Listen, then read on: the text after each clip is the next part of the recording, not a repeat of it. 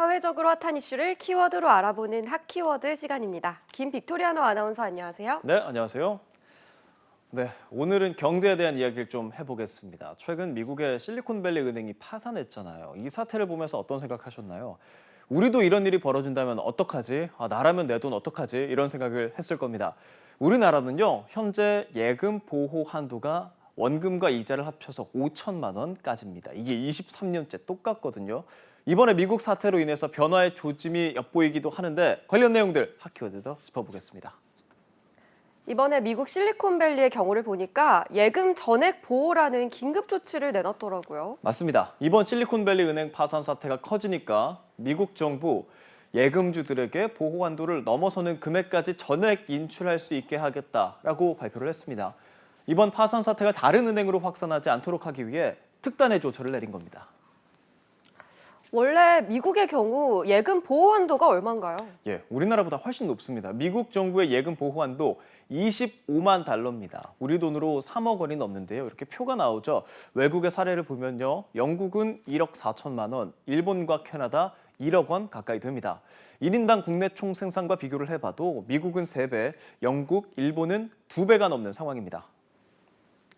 국내 예금자 보호 한도는 5천만 원인데 굉장히 차이가 큰데요. 그렇습니다. 우리나라는 예금, 증권, 보험, 종금사, 저축은행 이게 대상이고요. 외국계 은행의 국내 지점도 포함돼서 모두 같은 기준선인 5천만 원까지만 보호가 됩니다.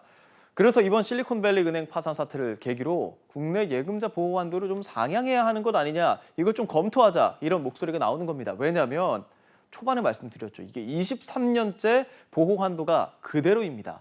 이 기준점이 잡힌 게 2001년인데 그동안 우리가 얼마나 많이 발전했습니까? 1인당 GDP 3배 올랐고요. 예금 규모 5배나 커졌는데 5천만 원 좀 낮다는 생각이 듭니다.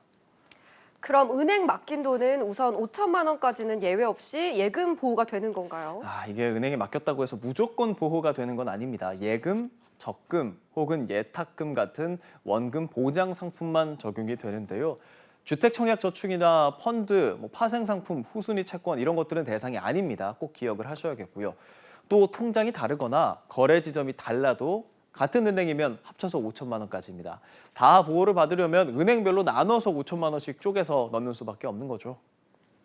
네, 그런데 예금자 보호 한도에 따라 쪼개 넣는 게 상당히 불편하기도 한데요. 이보다 더 많은 금액을 거래하는 경우도 많을 텐데요. 당연하죠. 예금보험공사 자료를 보면요. 지난해 예금자 보호 한도 5천만 원을 넘어서 예금을 갖고 있는 비율이요. 65.7%까지 높아진 걸로 나타났습니다. 저축은행의 경우에도 5년 사이에 10.7%에서 16.4%로 높아졌고요. 금융 소비자들의 불안감을 줄여주기 위해 예금자 보호 한도 확대 논의가 필요하다는 게 바로 이런 것 때문입니다. 그래서 이번 기회로 예금 보호 한도 제도 개선이 이루어질지 관심인데요. 어떻게 될까요? 일단 국회에서는 예금 보험 한도를 1억 원까지 상향하도록 하는 예금자 보호법 개정안이 이미 여러 건 발의가 되어 있습니다. 금융위원회와 예금보험공사가 민관 합동으로 태스크포스를 구성해 검토하고 있는 상황이고요. 논의 결과와 연계해서 올해 한 8월까지 개선안을 내놓는다고 하니까요. 주목해 봐야 할 것 같습니다. 이와 별개로 예금 전액을 모두 보호하는 방안도 추가로 논의되고 있다고 하는데요. 정부는 유사시 가능한 제도를 미리 점검해 놓자는 차원이라고 설명했습니다. 네, 이번 미국 사태를 지켜보면서 3억 원이 넘는 예금도 보장하는 미국과 5천만 원까지 보장하는 우리의 예금 보험 제도를 비교하지 않을 수가 없는데요. 앞으로 어떻게 달라질지 주목해야겠습니다. 지금까지 핫키워드 김빅토리아노 아나운서였습니다. 고맙습니다. 네, 고맙습니다.